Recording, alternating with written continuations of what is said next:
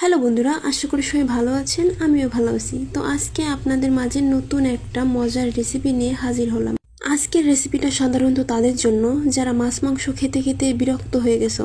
তো তার জন্য প্রথমে আমি ডালটা সিদ্ধ করে নিচ্ছি এবং গোটা কয়েকটা পটল নিয়ে নিয়েছি। তারপর আমরা পটলের ছাল ছাড়িয়ে নিব এবং ভিতরের বিচিগুলো আলাদা করে নিব।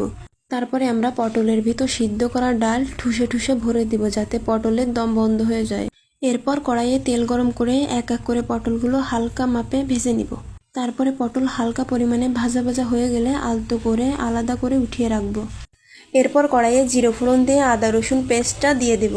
মশলাটা হালকা একটু নেড়ে চেড়ে এর মধ্যে দিয়ে দিব মরিচের গুঁড়া, ধনিয়া গুঁড়া, হলুদের গুঁড়া, মুরগির মাংসের মশলা আর হালকা পরিমাণে একটু জল নিয়ে কষিয়ে নিব।